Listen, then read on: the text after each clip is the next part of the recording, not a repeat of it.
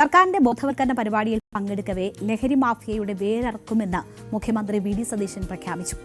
ഇതേ സമയം തന്നെ സംസ്ഥാനത്ത് വീര്യം കുറഞ്ഞ മദ്യത്തിന് നികുതി കുറച്ചതുമായി ബന്ധപ്പെട്ടുള്ള വിവാദവും കത്തിക്കയറുകയാണ്.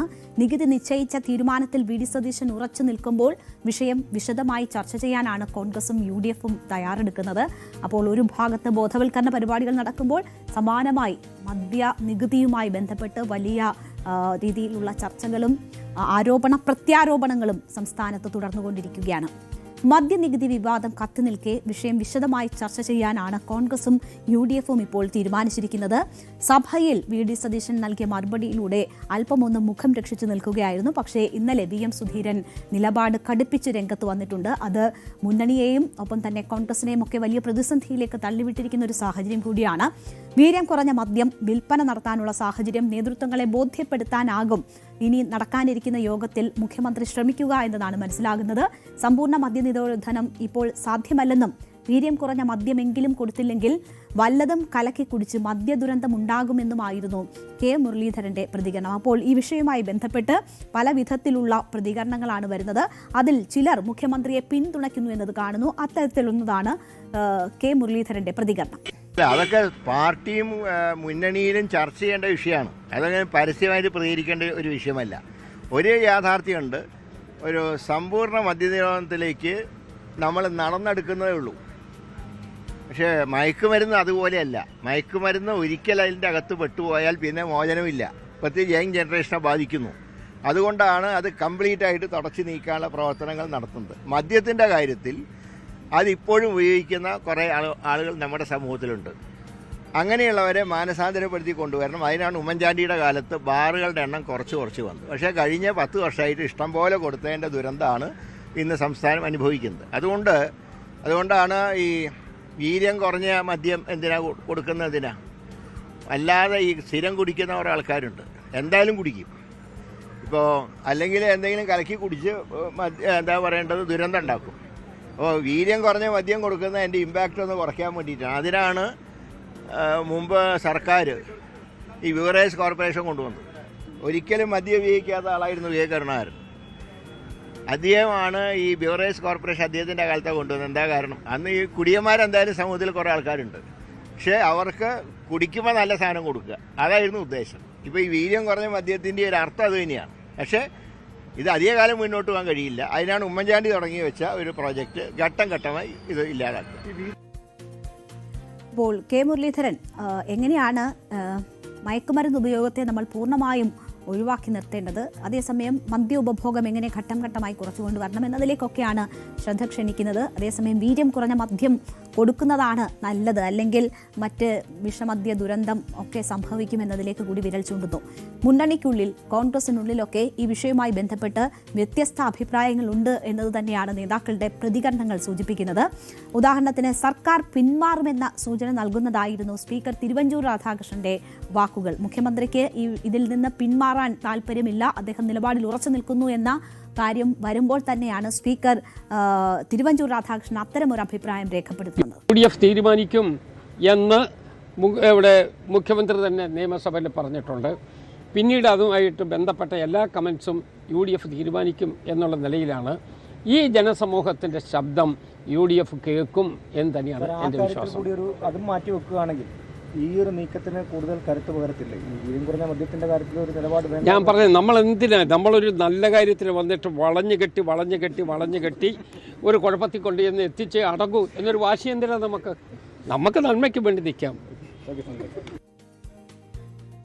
അപ്പോൾ അങ്ങനെ ഒരു പ്രതീക്ഷയാണ് തിരുവഞ്ചൂർ രാധാകൃഷ്ണനെ സംബന്ധിച്ചുള്ളത്. അതേസമയം തീരുമാനം തെറ്റാണെന്ന് ബോധ്യമായാൽ തിരുത്തുമെന്നും ഇക്കാര്യം മുഖ്യമന്ത്രി തന്നെ വ്യക്തമാക്കിയിട്ടുണ്ട് എന്നും മന്ത്രി AP അനിൽകുമാർ പ്രതികരിക്കുന്നു. അത് തിരുത്തുണ്ടാകും എന്നതിൻ്റെ സൂചനകളാണ്. നമുക്കറിയാം KC വേണുഗോപാൽ ഈ വിഷയവുമായി ബന്ധപ്പെട്ട് പ്രതികരിച്ചപ്പോൾ അതിൽ കൂടിയാലോചനകൾ ഉണ്ടായിട്ടില്ല എന്ന കാര്യം സൂചിപ്പിച്ചു.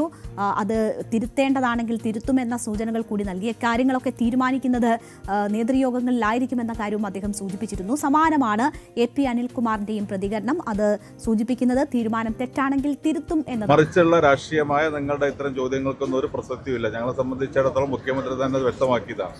ഞങ്ങൾ അത് വളരെ വ്യക്തമായി തന്നെ അത്തരം കാര്യങ്ങൾ നമുക്കറിയാം. ഇന്ന് എക്സൈസ് വകുപ്പുണ്ട്. നമുക്ക് ഏത് ഗവൺമെൻറ് വന്നു കഴിഞ്ഞാലും ഇവിടെ ഔദ്യോഗികമായി നമുക്ക് ഔട്ട്ലെറ്റുകളും കാര്യങ്ങളും എല്ലാം ഉള്ള സംവിധാനമുണ്ട്. അപ്പോൾ അത്തരം കാര്യങ്ങൾ ഒരു പുതിയ തീരുമാനം എടുക്കുമ്പോൾ അത് കഴിഞ്ഞ കാലത്തെ പോലെ ഏകപക്ഷീയമായിട്ടല്ല, ഏതെങ്കിലും ഒരു തീരുമാനം എടുക്കുകയാണെങ്കിൽ കോൺഗ്രസ് ചർച്ച ചെയ്യും, UDF ചർച്ച ചെയ്തിട്ടേ അതിലേക്ക് പോകൂ എന്ന് കേരളത്തിൻ്റെ മുഖ്യമന്ത്രി തന്നെ നിയമസഭയിൽ പറഞ്ഞ് നിങ്ങൾ എല്ലാവരും കേട്ടതാണ്. അതുകൊണ്ട് തന്നെ ഈ ഒരു ചോദ്യത്തിന് ഒരു പ്രസക്തിയില്ല.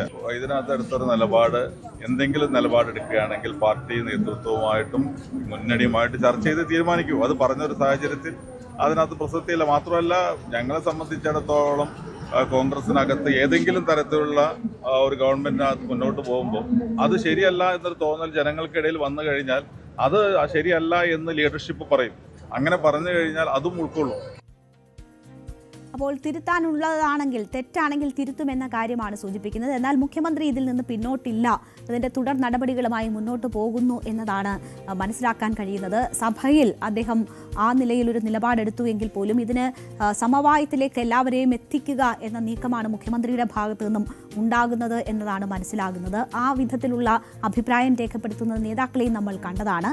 എന്തായാലും ആ രീതിയിൽ ചർച്ചകൾ പുരോഗമിക്കുമ്പോൾ പ്രതിപക്ഷം പക്ഷേ ആരോപണങ്ങളിൽ ഉറച്ചു നിൽക്കുകയാണ്. വീര്യം കുറഞ്ഞ മദ്യത്തിന്റെ നികുതി ഇളവ് നീക്കം ദുരൂഹമെന്നാണ് CPM സംസ്ഥാന സെക്രട്ടറി MV ഗോവിന്ദൻ പ്രതികരിക്കുന്നത്. ബെക്കാർഡിക്കായി ഇടത് സർക്കാർ ഇടപെടൽ നടത്തിയിട്ടില്ല എന്ന കാര്യം കൂടി MV ഗോവിന്ദൻ ആവർത്തിക്കുകയാണ്. ഇടതുപക്ഷ ജനാധിപത്യ മുന്നണി അതിൻ്റെ മേലെ ഒരു നിലപാടും സ്വീകരിച്ചില്ല. അതായത് വീര്യം കുറഞ്ഞ മദ്യം വിൽക്കുന്നതിനെ സംബന്ധിച്ചോ വിൽക്കുമ്പോഴുണ്ടാകുന്ന നികുതി കുറവിനെ സംബന്ധിച്ചോ ഒന്നും ഇടതുപക്ഷ ജനാധിപത്യ മുന്നണി ചർച്ച ചെയ്തതേയില്ല. 3 വർഷവും 5 മാസവും ഇടതുപക്ഷ ജനാധിപത്യ മുന്നണി ഗവൺമെൻറ് അതിൻ്റെ ഫയലിൽ ഉണ്ടായിരുന്ന കാര്യം വെച്ച് ചർച്ച ചെയ്യാതിരുന്ന ഈ പ്രശ്നം VD സതീശൻ മുഖ്യമന്ത്രിയായി അധികാരമേറ്റ് 3ാമത്തെ ദിവസമാകുമ്പോഴേക്ക് ഈ ഫയൽ 2-2.5 ദിവസം കൊണ്ട് മുഖ്യമന്ത്രിയുടെ കയ്യിലേക്ക് വരികയാണ്. ഈ കമ്പനിക്ക് വേണ്ടിയല്ല ഞങ്ങൾ ഉദ്ദേശിക്കുന്നത്. അതിനോടൊപ്പം ലഭിച്ച മറ്റ് സഹകരണ മേഖല ഉൾപ്പെടെയുള്ള കമ്പനികൾ അവരുൾപ്പെടെ ഈ വീര്യം കുറഞ്ഞ മദ്യം ഉൽപ്പാദിപ്പിക്കുന്നതുമായിട്ട് ബന്ധപ്പെട്ട് പ്രത്യേകിച്ച് കശുമാങ്ങയിൽ നിന്ന് ഉൽപ്പാദിപ്പിക്കുന്നതാണ്. അതുപോലെ തന്നെ കാർഷിക മേഖലയിൽ നിന്ന് വരുന്ന സാധനങ്ങൾ ഉപയോഗിച്ചുകൊണ്ടുള്ള വീര്യം കുറഞ്ഞ മദ്യത്തെ സംബന്ധിച്ചാണ് ഞാൻ കൃത്യമായിട്ട് പറഞ്ഞത്. അപ്പോൾ ആ നിലപാട് ആവർത്തിക്കുകയാണ്. അപ്പോൾ വലിയ രീതിയിലുള്ള ആരോപണ പ്രത്യാരോപണങ്ങൾ മദ്യത്തിന്റെ നികുതിയുമായി ബന്ധപ്പെട്ട്, നികുതി കുറച്ച നടപടിയുമായി ബന്ധപ്പെട്ട് ഉണ്ടാകുന്നു. പ്രതിപക്ഷം ശക്തമായി സർക്കാരിനെതിരെ നിലപാടെടുക്കുന്നത് നമ്മൾ കാണുന്നു. അതേസമയം ഈ വിഷയം വിശദമായി UDF ചർച്ച ചെയ്യാൻ പോവുകയുമാണ്. എന്നാൽ എന്താണ് ഈ വീര്യം കുറഞ്ഞ മദ്യത്തിന്റെ ഇമ്പാക്റ്റ് എന്നതിൽ കൃത്യമായ പരിശോധനകളുണ്ടോ? പല അഭിപ്രായങ്ങൾ ഉയരുന്നുണ്ട്. ഈ വീര്യം കുറഞ്ഞ മദ്യം സുലഭമാകുന്നതോടുകൂടി റെസ്പോൺസിബിൾ ഡ്രിങ്കിങ്ങിലേക്ക് ആളുകൾ മാറും എന്നതാണ് ഒരു വിഭാഗം ചൂണ്ടിക്കാട്ടുന്നത്. ഇതിനെ അനുകൂലിക്കുന്നവർ ചൂണ്ടിക്കാട്ടുന്നത്, അതായത് വീര്യം കൂടിയ മദ്യം ഉപയോഗിക്കുന്നവർ പോലും വീര്യം കുറഞ്ഞ മദ്യത്തിലേക്ക് ആകൃഷ്ടരാകുമെന്നും അങ്ങനെ റെസ്പോൺസിബിൾ ഡ്രിങ്കിങ്ങിലേക്ക് സമൂഹത്തെ നയിക്കാൻ കഴിയും, അത് ഗുണഫലങ്ങളാണ് ഉണ്ടാക്കുക എന്നതാണ് ഒരു കൂട്ടം ആൾക്കാർ അവകാശപ്പെടുന്നത്. എന്നാൽ എതിർക്കുന്നവർ അത് കൂടുതൽ ഗുരുതരമായ പ്രത്യാഘാതങ്ങൾ ഉണ്ടാക്കും എന്നതാണ് ചൂണ്ടിക്കാണിക്കുന്നത്. മദ്യത്തിലേക്ക് സ്ത്രീകളും കുട്ടികളും ഉൾപ്പെടെയുള്ളവരെ നയിക്കും.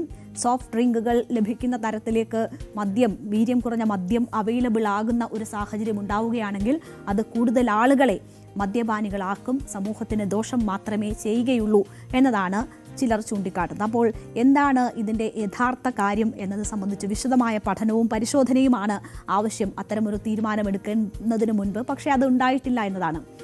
ഇതുമായി ബന്ധപ്പെട്ട് വീര്യം കുറഞ്ഞ മദ്യത്തിന് അനുമതി നൽകുന്നത്. കൂടുതൽ വാർത്തകൾക്ക് News 18 Keralam YouTube channel subscribe ചെയ്യുക.